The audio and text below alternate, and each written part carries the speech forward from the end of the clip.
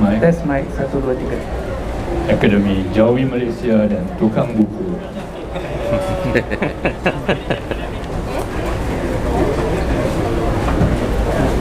Bismillahirrahmanirrahim. Alhamdulillahirabbil alamin wassalatu wassalamu ala sayyidina Muhammad wa ala alihi wa sahbihi ajmain. Assalamualaikum warahmatullahi taala wabarakatuh. Waalaikumsalam. Alhamdulillah, hari ini kita sama-sama berkumpul dapat menyambung sesi bicara buku di Kemah Akademi Jawi Malaysia Tukang Buku.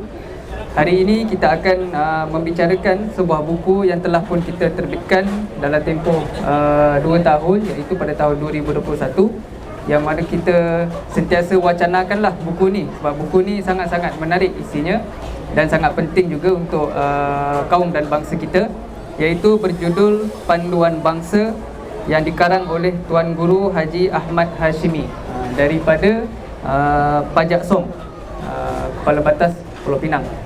Jadi bersama saya di sini adalah 2 orang.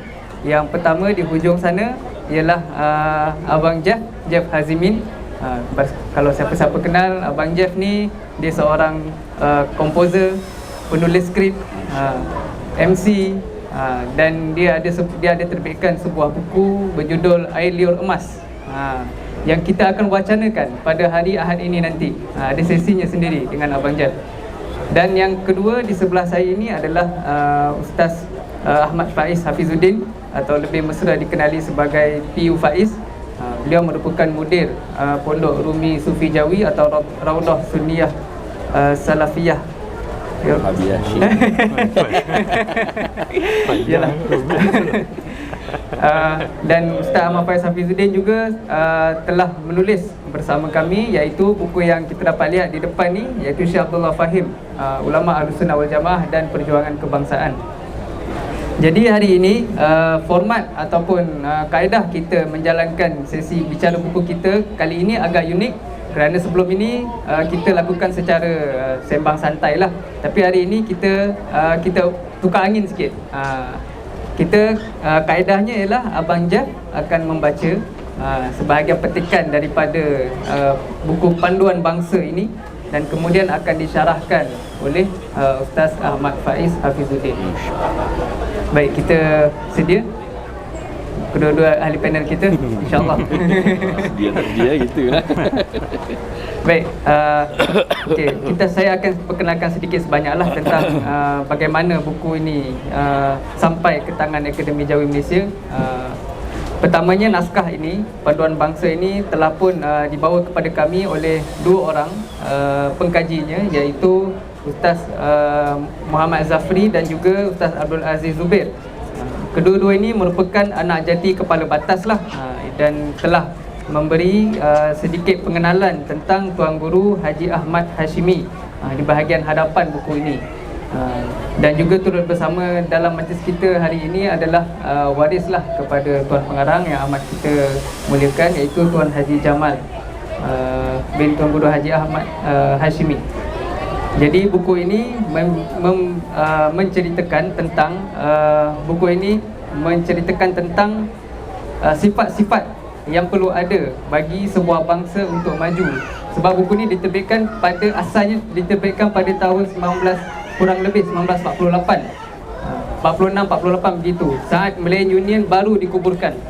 Dan buku ini telah ditulis oleh seorang ulama yang sangat berjiwa kebangsaan. Jarang-jarang kita temukan ataupun kita harus perdanakan hari ini ada para ulama kita yang berjiwa kebangsaan ataupun nasionalis, yang mana mereka ni semua adalah anak didik kepada Syekh Abdullah Fahim yang bukunya ada di hadapan ni.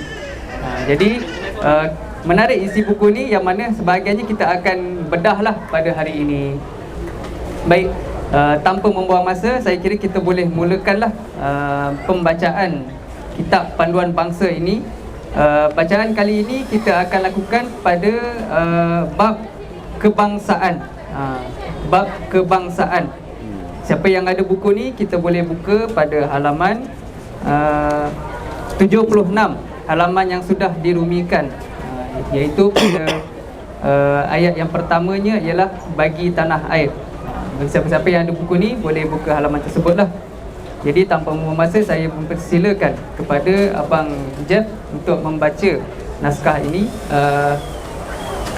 beberapa perenggan daripada bab ini. Dipersilakan.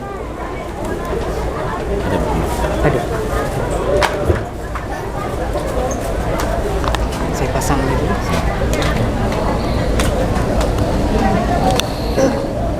Panduan bangsa Tuan Guru Haji Ahmad Hashimi.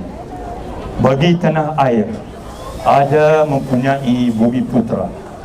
Kewajipan bumi putra terhadap pada tanah air samalah sebagai kewajipan anak terhadap bapa. Anak tidak dibilangkan berbakti dan berjasa kepada bapa sehingga dia bangun bersedia diri untuk berkhidmat kepada bapanya. Demikianlah bumi putra. Tidak dihitungkan bumi putra yang sebenar sehingga dia bergerak untuk mengkhidmatkan dirinya untuk tanah airnya dan juga membulatkan hatinya pada mempertahankan apa-apa jua bahaya bencana yang akan mengenai tanah airnya. Maka sangat dikehendaki pada mana-mana umat, istimewa umat-umat kita Melayu, hendaklah membanyakkan penuntut-penuntut yang berbudi pekerti dengan perangai yang elok yang telah ditanamkan di dalam hati mereka dengan satu tanaman yang telah masyhur, iaitu hubbul watani minal iman, yang artinya kasih akan tanah air itu daripada iman. Kita tiada mendapati penuntut yang demikian lakunya dan perangainya, melainkan ialah dengan jalan mengorbankan harta pada jalan maslahat umum, mengorbankan tenaga yang ada padanya untuk membinakan madrasah-madrasah yang sanggup atau jamin meniupkan ke dalam hati-hati penuntut itu akan semangat kebangsaan dan kasih akan tanah air, bersaing dengan lain-lain pelajaran. Dengan demikian, semayan itu akan tumbuh dan hidup dengan suburnya di hati-hati mereka. Dengan ditambahkan lagi amal-amal yang soleh, supaya mereka telah sampai kepada had kelaki-lakian kelak, dapatlah mereka itu bergerak dan bangun, mempertahankan tanah airnya yang sangat berhajat kepada satu langkahan yang elok dan cermat buat memperbaikinya. Yang boleh dikatakan kerosakan tanah air itu ialah disebabkan oleh angkara dan pekerti yang buruk yang mereka telah lakukan padanya dewasa yang lalu. Yang lebih dahsyat daripada bencana yang didatangkan oleh musuh mereka, mereka tidak terdidik dengan didikan kebangsaan dan kasih kepada tanah air. Daripada mereka penuntut yang diasuh dan dilatih secara ini, nescayakan terbitlah kelak beberapa pemimpin-pemimpin untuk menghidupkan bangsa yang hampir dituliskan tarikhnya di dalam daftar bangsa-bangsa yang hapus. Manakala besarlah penuntut-penuntut atau murid-murid yang telah dididikkan secara didikan yang betul, maka masuk mereka ke dalam perjuangan hidupnya, pasti sekali mereka akan memperolehi dan mencapai barang yang kita tidak menyangkakan. Didikan yang sebenar ialah jiwa bangsa. Pengetahuan ialah darah tanah air. Kita tak upaya atau tak dapat hidup dengan berbahagia, melainkan dengan kedua-duanya sekali. Didikan ialah yang menyorongkan kepada bekerja dan beramal dengan pengetahuan, ialah dengan menunjukkan kepada jalan kebahagiaan. Kita sangat-sangat berhajat kepada kilang-kilang kebangsaan, perniagaan-perniagaan kebangsaan, gudang-gudang kebangsaan, perusahaan-perusahaan kebangsaan dan syarikat-syarikat kebangsaan, supaya dapatlah negeri kita akan kemerdekaan di dalam lapangan iktisad atau economics, dan terlepaslah ikatan hajat kita kepada orang-orang asing. Barang siapa berusaha terhadap kemerdekaan iktisad tanah air dan melepaskan daripada menghulur tangan meminta bantuan kepada orang lain, maka ia itulah laki-laki yang paling handal dan terpuji yang ada memiliki 100% darah kebangsaan yang sebenarnya, yang mana memaksakan diri kita menundukkan hulu buat menghormati dia. Tiap-tiap satu natijah adalah belaka dengan pendahuluannya. Maka pendahuluan bagi kemerdekaan ialah dengan mendidik bumi puteranya, dengan memberi berbagai-bagai pelajaran dan pengetahuan, supaya jadilah mereka tangan yang bekerja bagi tanah air. Ajarilah anak-anak dan latihkanlah dia. Bahagiakanlah tanah air kita kelak. Syarah tu. Assalamualaikum warahmatullahi wabarakatuh. Bismillah, alhamdulillah wa syukru lillah ala ni'matillah, wa la hawla wa la quwwata illa billah, wassalatu wassalamu ala sayyidina rasulillah Sayyidina Muhammad ibn Abdillah wa ala alihi wa ashabihi wa man tabi'a sunnatahu wa jama'atah min yaumina hadha ila yaumil ba'thi wan nahdah. Amma ba'du.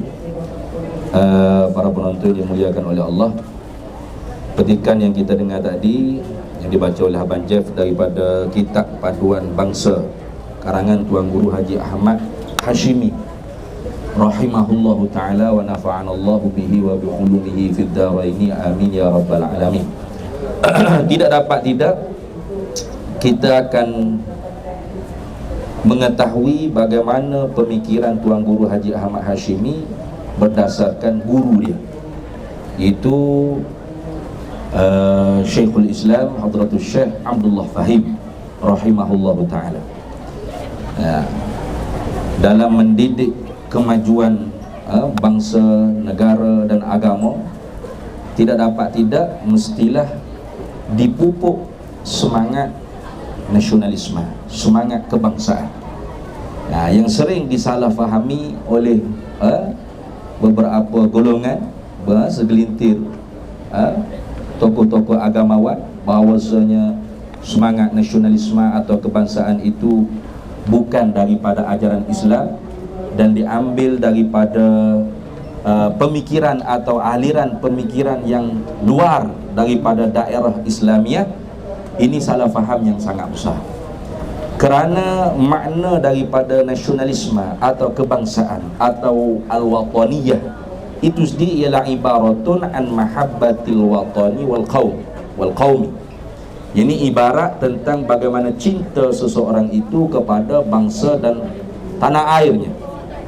Dan ini tidak dapat tidak pasti ada pada diri Nabi kita Muhammad sallallahu alaihi wasallam. Sehingga apa yang dibaca oleh Abang Jeff tadi, dalam dalam pepatah yang masyhur,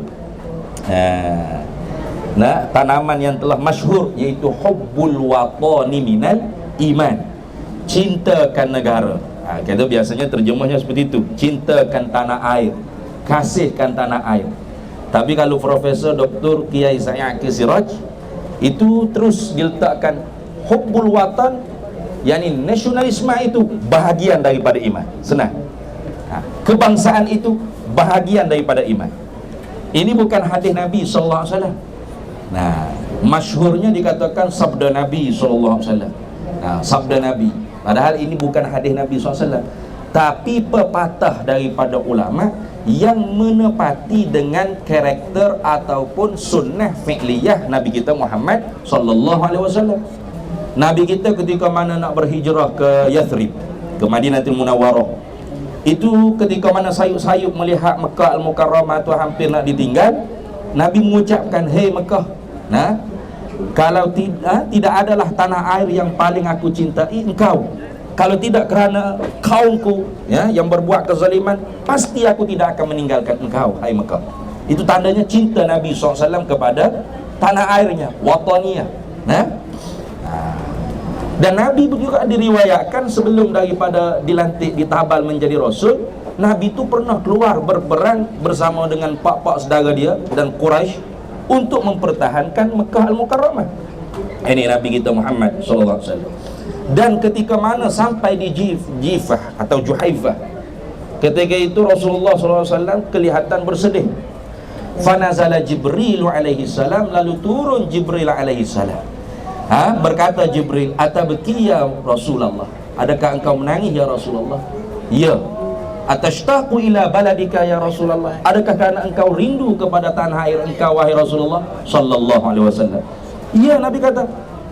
Lalu kata Jibril alaihi salam, inna rabbaka yaqulu, sesungguhnya Tuhan engkau berfirman kepada engkau, innalladzi farada 'alaikal qur'ana laradduka ila ma'ad, sesungguhnya Tuhan engkaulah yang memperwajibkan engkau melaksanakan Al-Qur'an, laradduka ila ma'ad, supaya engkau benar-benar dikembalikan oleh Allah ke tanah air engkau, yakni Mekah. Ma'ad ay Makkah.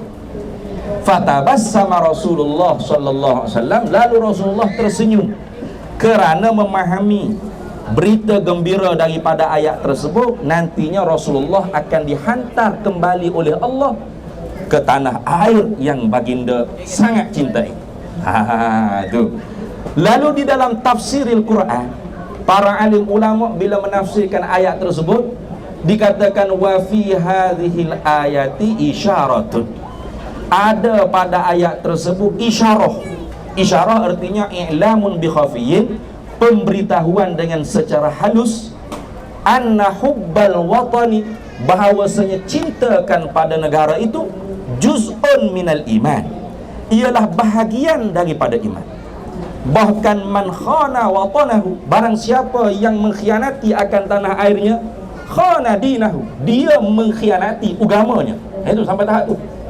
Jadi agama dan tanah air itu tidak boleh dipisahkan. Sehingga kata sahabat Syekhul Islam Hadratus Syekh Abdullah Fahim, iaitu Hadratus Syekh Kiai Haji Muhammad Hashim Asy'ari, pendiri Jam'iyah Nahdlatul Ulama, satu-satunya organisasi yang terbesar umat Islam Ahlus Sunnah wal Jamaah di Indonesia bahkan di dunia, yang mengatakan bahawasanya agama dan nasionalisme itu dua kutub yang tidak boleh diberseberangkan, mesti disatukan.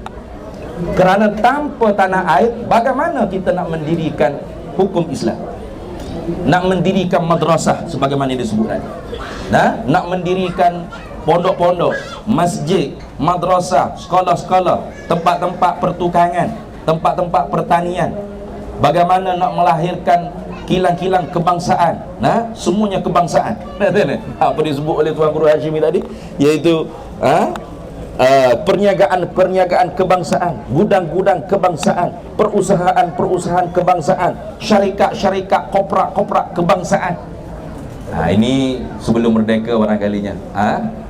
Semangatnya biasalah manusia tu sebelum didapatnya nak semuanya kebangsaan. Setelah didapat, dijual untuk yang asing.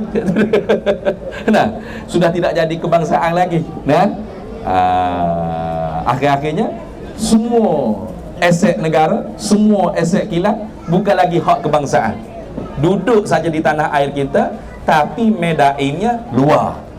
Ini kerana khianat. Khianat kerana apa? Kelabu mata. Nampak orang panggil habuan dunia tu lebih baik, lebih besar, lebih jauh untungnya daripada cintakan negara, cintakan bangsa. Dan agama kita mengajarkan cintakan selain daripada cintakan negara, cintakan bangsa. Cuba dilihat ayat, walaula nafara min kulli firqatin minhum ta'ifatul liyatafaqahu fid din wa liyunziru qaumahum. Cuba tengok. Sepatut kena ada satu kelompok yang kecil berangkat untuk menuntuti tafakuh, menuntuti faham, up to date kefahamannya pada agama. Hikmahnya apa? Wa liyunziru qaumahum, supaya mereka itu dapat memberi peringatan kepada kaumnya, bangsanya. Bagaimana seorang boleh memberi peringatan, memberi nasihat, pengajaran kepada bangsa kaumnya kalau dia tidak mencintai bangsanya? Lantak pi lah nak jadi apa pun, yang penting aku boleh gaji, maka gaji bulan-bulan. Ini suasana kita ni amat membimbangkan apabila guru-guru, ustaz-ustaz yang duduk di martabat yang mulia akhirnya tidak boleh bertugas sebagai tugas guru yang sebenar. Mau dididik pelajar tu dengan dipukul, didenda, tidak boleh. Nanti direport polis sama ibu bapanya. Masuk jail cikgu. Masuk penjara, naik mahkamah ustaz. Ini bahaya. Akibatnya kita ni terlalu memanjakan anak-anak. Tidak memuliakan para guru. Sedangkan para guru itulah yang menjadi tugas yang sangat besar untuk melahirkan bangsa yang berkarakter, berakhlakul karimah, yang memajukan diri, memajukan tanah air. Sebab tu Rasulullah sallallahu alaihi wasallam apabila Rasulullah berhijrah ke Yathrib, Rasulullah tidak mendirikan nama negaranya Daulah Quraisyiyah wal Arabiyah. Tidak. Negara Arab, negara Quraisy, tidak. Ataupun meletakkan namanya Daulah Islamiyah, negara Islam, negara yang dibangsakan pada Islam. Tidak. Tapi Rasulullah meletakkan nama negaranya Madinatul Munawwarah, negara maju yang bergemerlapan.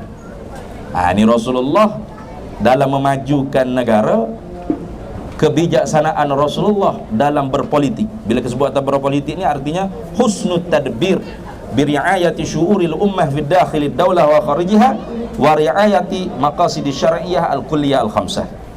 Elok dalam mentadbir sesebuah negara dengan sekira-kira menjaga perasaan manusia, warga negara, muwatin yang berada dalam negara atau pendatang pelancong yang berada dalam negara, dan hubungan diplomatik dengan negara luar, serta menjaga tujuan-tujuan syariat agama diturunkan yang bahasa umum yang 5. Itu maqasid syar'iyyah, hifzuddin, hifzun nafs, hifzul mal, hifzul aql, hifzul nasl dan sebagainya. Jadi Rasulullah tu meletakkan nama negara Yathrib dengan Madinatul Munawwarah. Artinya Rasulullah mengharapkan supaya penduduk Yathrib berbilang bangsa, berbilang agama. Ada Arab, ada Bani Israel, Bani Quraizah, Bani Nadir, Bani Qainuqa, ada Nasrani Najran, ada orang Arab yang belum masuk Islam. Itu artinya pelbagai bangsa dan pelbagai agama. Betul tak? Jadi bukan hanya Malaysia saja, pelbagai bangsa dan pelbagai agama. Rasulullah sendiri sudah disunnahkan dalam memerintah Yathrib pelbagai bangsa, pelbagai negara, pelbagai agama. Maka Rasulullah mengharapkan setiap penduduk Yathrib, penduduk Madinah menjadi insan yang mutamaddi, manusia yang membina kemajuan diri masing-masing. Sehingga dengan sebab masing-masing membina kemajuan diri, maka ikut majulah negara dan ikut majulah bangsa, dan agama kelihatan mulia. Ini. Maka kerana tu ulama menerima pepatah hubbul watani minal iman menjadi satu prinsip, menjadi satu pegangan bahawasanya cintakan kaum, cintakan tanah air, cintakan negara itu bahagian daripada iman. Sehingga orang yang mengkhianati tanah air dan bangsanya, maka keimanannya boleh dipersoalkan. Adakah benar dia beriman dengan Allah, dengan Rasul sallallahu alaihi wasallam? Tu sampai tahap tu. Kerana apa? Walaupun dia tidak termasuk daripada rukun iman, tetapi bagaimana mungkin kita boleh mendirikan iman dan menegakkan Islam tanpa tanah air? Kata Ibn Khaldun, ad-da'watud din bidunil wataniyah la tatim. Memperjuangkan agama tanpa dengan kebangsaan, tanpa dengan hubbul watani minal iman, la tatimmu, tidak akan sempurna dan tidak akan berjaya. Kerana tanah air ini dulu yang patut dipertahankan. Bagaimana mungkin kita boleh buat masjid, boleh buat madrasah, aman kita berjamaah, aman kita berkuliah, mengaji agama, kalau bukan tanah air itu tanah air kita? Mau dibina di mana masjid, madrasah, pondok, kilang, syarikat, bangunan, kalau bukan tanah air itu tanah air kita? Maka kerana itu dimisalkan tanah air itu seperti piring, seperti piring, dan cawan atau gelas itu ialah bangsanya, dan air yang ada di dalam cawan dan gelas itu ialah agama. Maka mau kelihatan mulia dan kelihatan terjaga agama, yakni air yang berada dalam cawan dan gelas, jagalah cawannya, jangan bagi terpecah. Jaga bangsa, jangan bagi terpecah belah. Adapun berselisih pendapat, berlainan pendapat, itu biasa. Kita tak boleh nak menyatukan satu pendapat, satu pahaman, satu mazhab, tak boleh. Hatta dalam Islam sendiri pun, dan di dalam firqatun najiyah, firqah yang dikatakan berjaya, satu fuak satu pun, itu pun pelbagai pendapat. Dalam usuluddin adanya mazhab Asy'ariyah dan Maturidiyah. Dalam fiqh adanya mazhabil arba'ah. Di dalam tasawuf adanya Junaid al-Baghdadi, Imam Ghazali dan sebagainya. Kita tak boleh satu saja, tak boleh begitu. Kepelbagaian tu sudah jadi sunnatullah. Kayak gitu. Dan Allah Taala sendiri sebut, ya ayyuhan nasu inna khalaqnakum min zakarin wa untha wa ja'alnakum syu'uban wa qabaila lita'arafu inna akramakum 'indallahi atqakum. Allah Ta'ala firman, wahai manusia sekaliannya, sesungguhnya kamilah yang menciptakan kamu daripada tidak ada kepada ada, daripada laki-laki dan perempuan, yaitu Tok Adam dengan Nek Hawa. Dan tidak ada satu bangsa yang boleh klaim bahawasanya Tok Adam tu bangsa dia, tak ada. Tok Adam Nek Hawa Melayu, tak ada. Tak pernah dengar orang Melayu kata gitu ni. Orang Cina pun tak ada kata, Tok Adam Nek Hawa Cina. India kata dah, India sebenarnya, itu orang di India kan, kata ni. Ataupun Arab kata dah, Tok Adam Nek Hawa Arab. Tak ada. Semua pakat setuju bahawasanya sekalian kita ni ialah daripada Tok Adam Nek Hawa. Kerana Tuhan sendiri pun cerita, inna khalaqnakum min zakarin wa untha wa ja'alnakum. Tengok beza, khalaqnakum min zakarin wa untha, tapi wa ja'alnakum, kami jadikan juga, tetapi dengan makna kami ubah kalian. Kami ubahkan rupa-rupa kalian. Itu makna ja'ala. Dengan makna sayruratul syai', Tuhan ubahkan rupa-rupa kita semua ni syu'uban wa qabaila, kepada pelbagai bangsa dan pelbagai etnik keturunannya. Ada mata luah, hidung macung, nyakuk baju pun boleh. Ada kulit hitam, mata sepek, hidung pesek, macam-macam. Itu hikmahnya lita'arafu, supaya kalian saling mengenali. Apa lita'arafu? Ai litahabu min itlaqis sabab wa iradatil musabbab.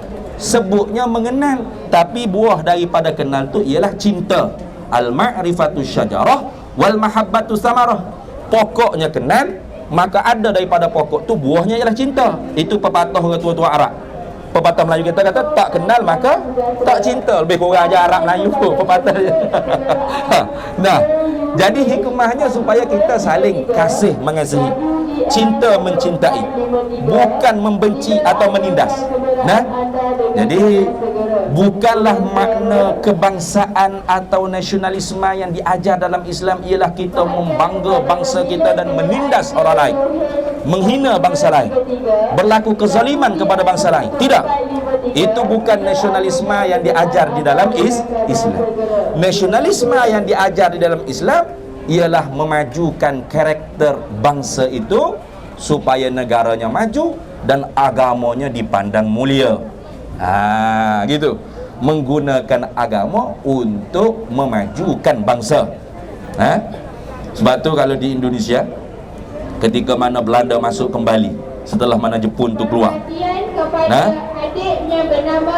pernah pemimpin-pemimpin seumpama Soekarno ni berjumpa dengan Hadratus Syekh Kiai Haji Hashim Asy'ari, meminta fatwa. Apa hukumnya kita melawan penjajah Belanda, tapi bukan kerana Islam, bukan kerana Islam nak menegakkan negara Islam, takbir, Allahu Akbar. Tidak. Semata-mata kerana lawan penjajah, kerana tanah air kita. Apa hukumnya? Lalu terjadilah bahsul masail, dia panggil, perbahasan di kalangan ulama, yang mana keputusan yang keluar daripada resolusi tersebut, keluarlah dia panggil fatwa resolusi jihad Nahdlatul Ulama, yakni melawan penjajah walau bukan kerana Islam, kerana hukum Allah, kerana negara Islam, daulah, semata-mata kerana mempertahankan tanah air dan bangsa, hukumnya fardu ain di atas tiap-tiap mereka yang berada di dalam jarak masafatil qasri, dan fardu kifayah di luar daripada jarak masafatil qasri 2 marhalah.